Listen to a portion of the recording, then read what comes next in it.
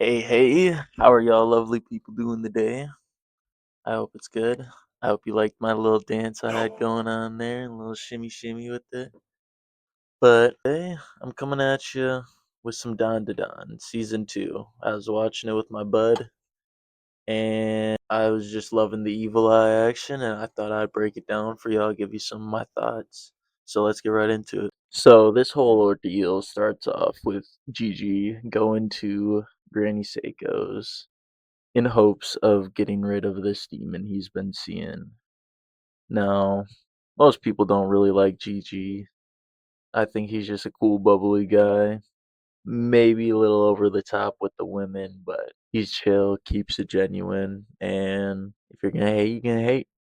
So Gigi comes to them after seeing this demon and more concerningly, seeing his parents try to, kind of, they were trying to seppuku themselves. And Gigi comes to them trying to get some help, but Granny Seiko, due to her powers, as bad as she is, she does not have the ability to work out of her little region. So she goes ahead and sends her granddaughter off to hopefully exorcise this demon. Momo ends up bringing along Okarum because, of course, them two are inseparable. After the gang arrives at Gigi's hometown, well, I don't know if it's really that. Gigi lives all the way up a fucking mountain from this place, but they climb the whole mountain, which will be a little bit relevant later. Keep note of that. So once the three arrive, they do a quick look around. Well, Momo does with her weird telekinetic powers and stuff. And she kind of seems not to notice anything. So she just fucking splits off for some hot springs she saw down in the village below. So she leaves Okarun and Gigi alone for them to keep doing their investigations, and she heads off to the hot springs. Well, she's enjoying herself down there, and we meet the Kitos.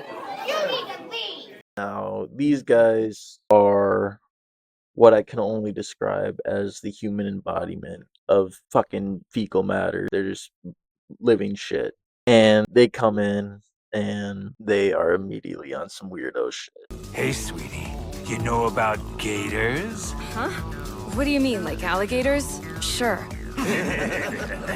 Nah, not those. I'm talking about guys in co-ed baths. Guys that stalk cute young things like you. Those gators. So Momo luckily escapes the Gator Gang, where she, for some reason, decides to keep wandering the town by herself. Beyond me, but going up back to the boys, they're uncovering the secrets that are going on in this house, finding this weird room that it doesn't really make sense from the outside. I don't know how they never picked up on this because there's a whole section of their house that they've just never seen or explored. Beyond me. Your house is bigger on the outside. Uh, uh, I don't remember there being any rooms on that side of it. So the other half of the muck people pull up at this time, and they are immediately pressing Gigi mostly, but just making the two very uncomfortable.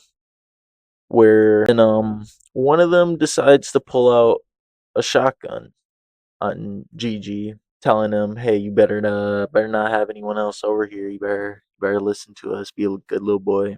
Shit like that. And a police officer pulls up. So you think, hey, these motherfuckers, they're going down. Get them up out of here. Up. Good afternoon.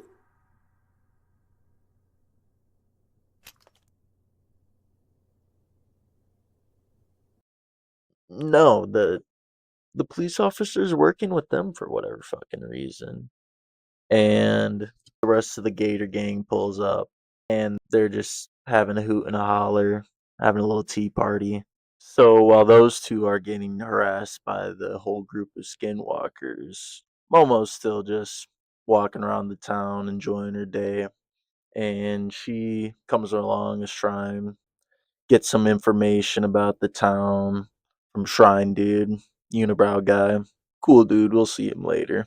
But she finally decides to go back up to the house where she walks in on full blown Diddy party. And Momo doesn't play about her little twink boys, so she starts laying some belt to ass. And I've got to know who taught Momo these skills, because it surely can't just be from her reading manga and shit, because she is absolutely beating the fuck out of these guys. So Momo was making short work of them until the main Gator Granny pulled up and started beating ass. Honestly, she's kind of disgusting. But especially that last move she used, what was it? Jennifer Lopez on Anaconda.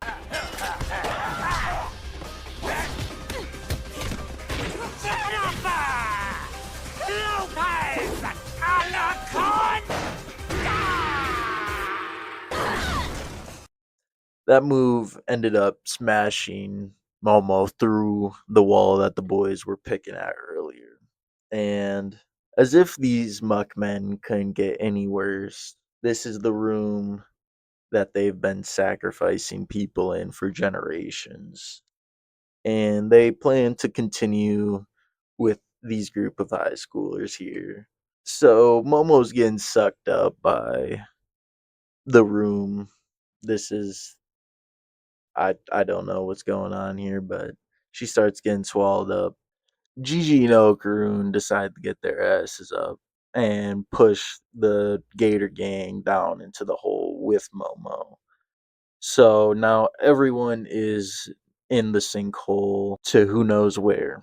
And as everyone falls through, they are met with a hole filled with houses, which is really strange. But even more concerningly, there's a giant fucking worm.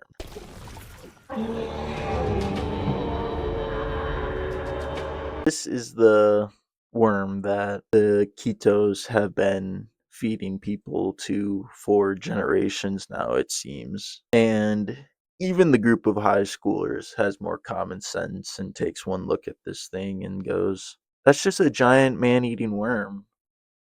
What are we doing, guys? So the Muckmen decide to start praising this thing as they do.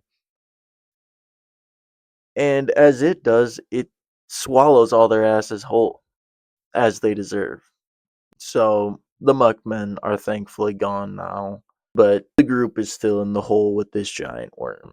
So they try to start running away from Mr. Wormy here, and it seems to have some weird sort of psionic powers going on that makes Momo and Okaroon also try to start killing themselves, much like Gigi's parents did. So Gigi, being the absolute goat that he is, has to lock in and save both these two from killing themselves, on top of avoiding the giant ass worm. And in doing this, the worm catches up to him and it looks like it's about to be over. But the absolute demon that is Evil Eye pulls up.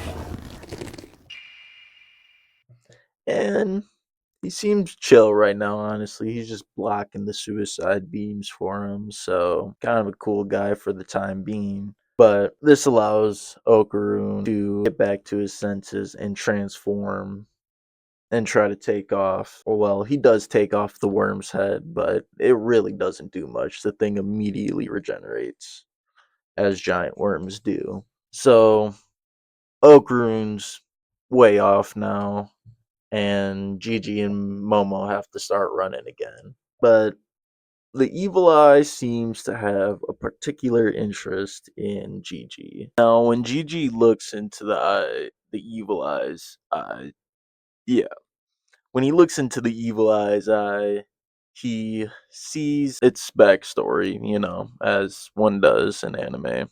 And he sees the story of a tragic young boy trapped away, no friends, no food from the seams of it, just really a torturous life, left to be sacrificed for the Kitos.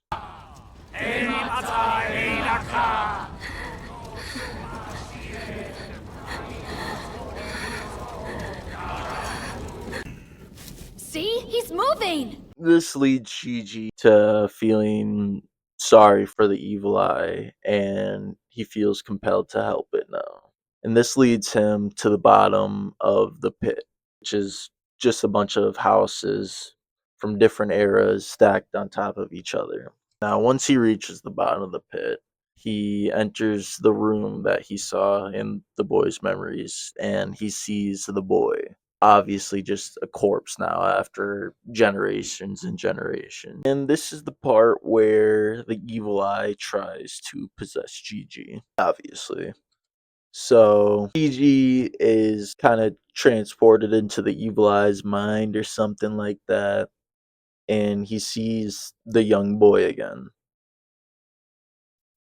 And he just goes up to the boy and he offers to play with him because the boy, that's the one thing he wanted to do, was play with the other kids. So Gigi offers him to play. And you know, the kid's perspective of play might be warped after all the torture and captivity and all that tends to happen. So Gigi is possessed by the evil eye at this point.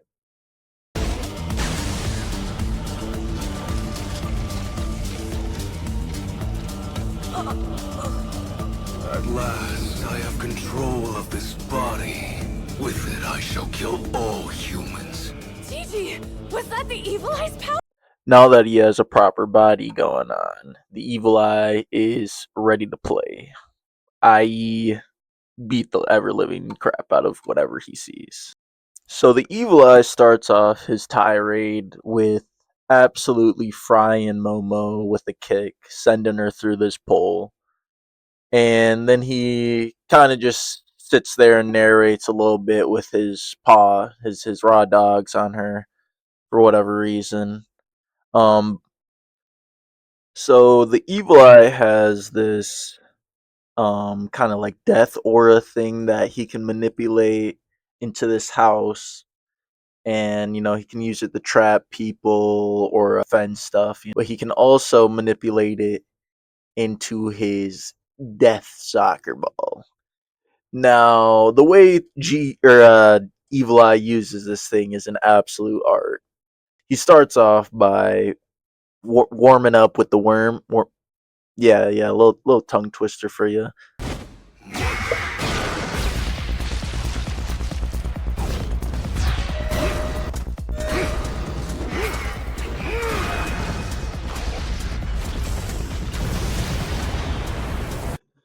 So Mr. Wormo realizes pretty quickly that he's gonna be Swiss cheesed if he stays there with Evil Eye any longer, so he splits out of there. And that just leaves Evil Eye and Momo. And of course, Evil Eye is still going on his tirade and immediately goes back in at her. So Evil Eye lobs his death ball in at Momo, and she luckily blocks. But this was all part of Evil Eye's plan. And this right here is why I call him the follow up demon.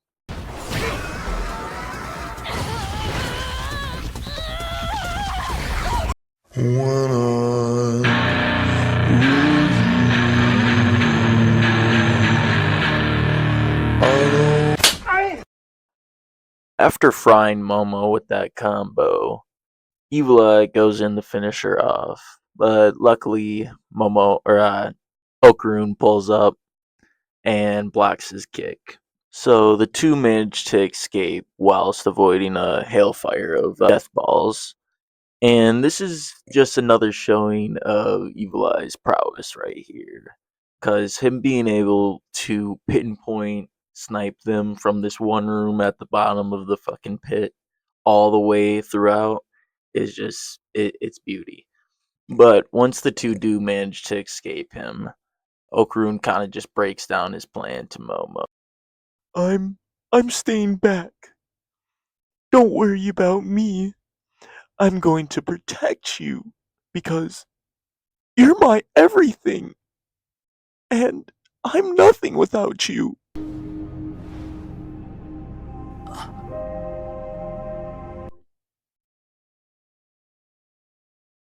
I like tall guys. So now that Momo's out of here, the final showdown between Okarun and Evil Eye can commence. Now, the first half of this fight just starts off with Okarun running for his life pretty much, trying to not get absolutely destroyed by Evil Eye's death balls. And since Okarun keeps on running, Evil Eye gets in for the 1-2. Okarun luckily dodges and comes in for the counter. Evil Eye easily throws him off though, and then sends in the death ball at his face, and then follows it up with a nasty flying knee. Evil Eye readies up another death ball, but we know it's just a distraction to come in with another disgusting right hook. Okarun dodges, but it's just another follow up for the death ball to get in there on his face, and another follow up to smash him down, and another follow up to finish it off. Okarun luckily barely escapes away.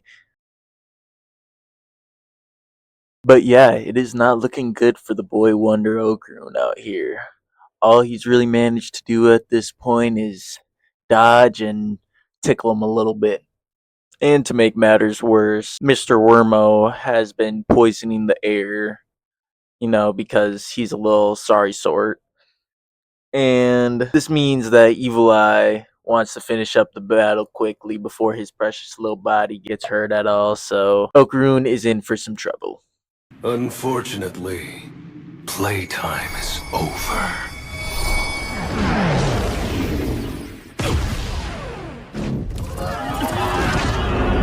Now, Evil Eye hitting this little move on him, trapping him in the house thingy, would have been a brilliant play in all means.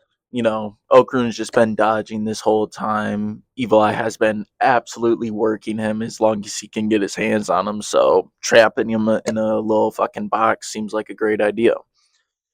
And it was. He was just mollywopping him in this little box here, but it all went downhill when he started talking about Momo and how he was gonna hurt her after he was done with him, and that just flipped the switch for Okarun. And from there on, that battle took a complete 180. It's over! It's over! You talk way too much.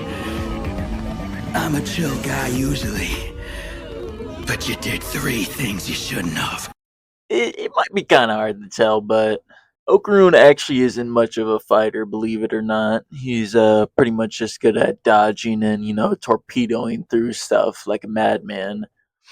But he has been working out a little bit, trying to put on some muscle, and he's been hitting these little fucking squat moves, and that's kind of what he uses here to defeat Evil Eye. So he hits a little clean little dodge on Evil Eye, and then he just sits there or freaking cranks up these little squat moves. You just go, boom, boom, boom.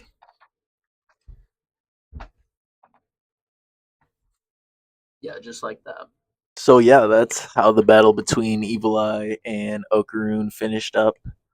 Really not what I was expecting. The follow up demon himself getting clapped out by someone just doing some squats, but only Okarun could pull off a move like that.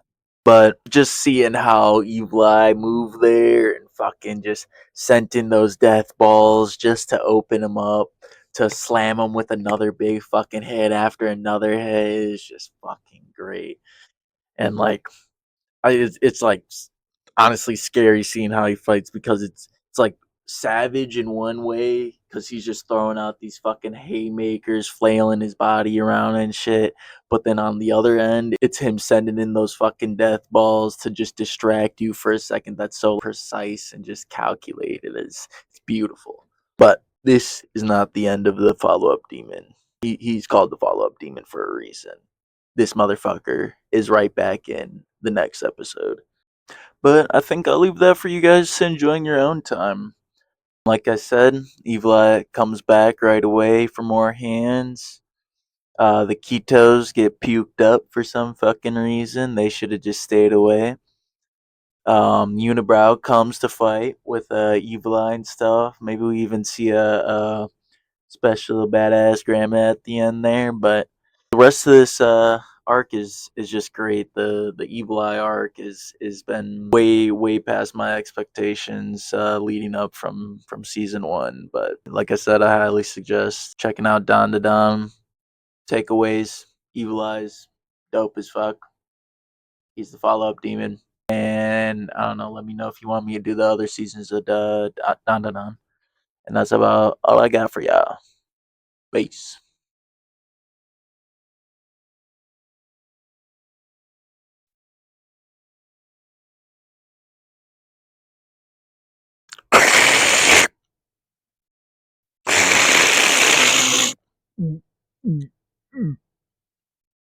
Mountain Dew, Code Red.